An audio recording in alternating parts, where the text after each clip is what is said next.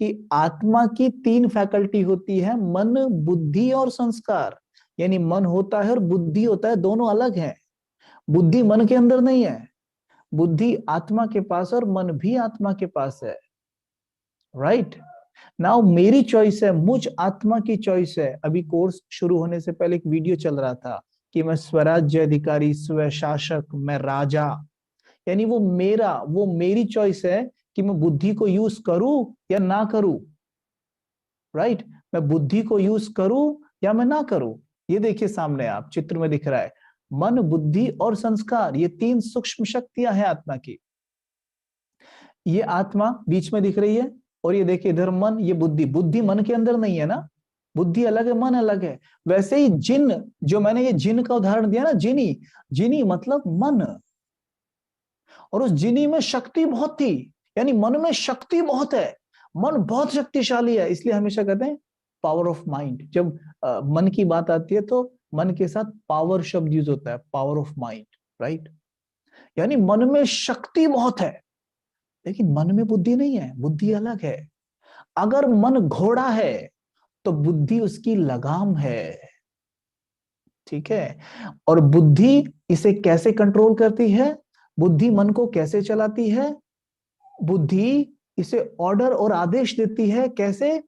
Visualisations के द्वारा। क्योंकि मन की जो भाषा होती है, मन की भाषा है कलर, म्यूजिक और इमेज। नोट करें, कलर, म्यूजिक और इमेज, इन तीनों चीजों को मिलाइए तो क्या बन जाएगी? वीडियो। यानी जब टीवी पे देखते हैं, वही मन की भाषा है। जो टीवी पे वो वीडियो देखते हैं ना पूरा आप, वही मन की भाषा है। इसलिए जब टीवी देख रहे होते हैं ना, हम पूरी तरह से भावुक हो जाते हैं। टीवी में कोई रोने का सीन है, मन रोने लगता है।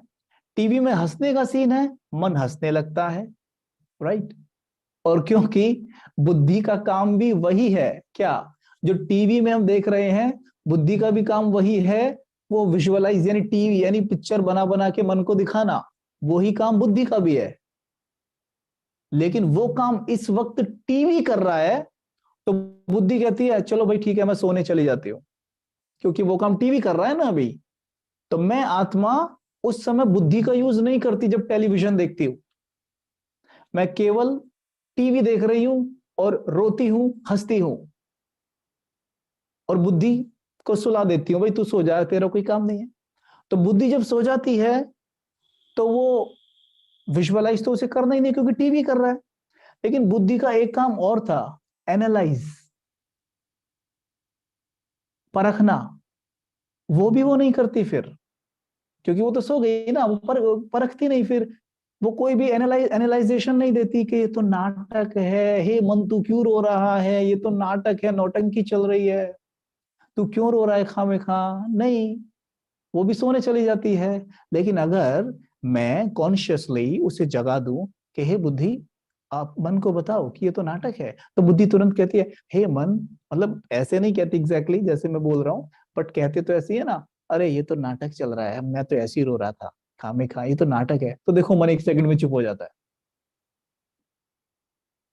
ध्यान देना कि मन की भाषा ही ये है।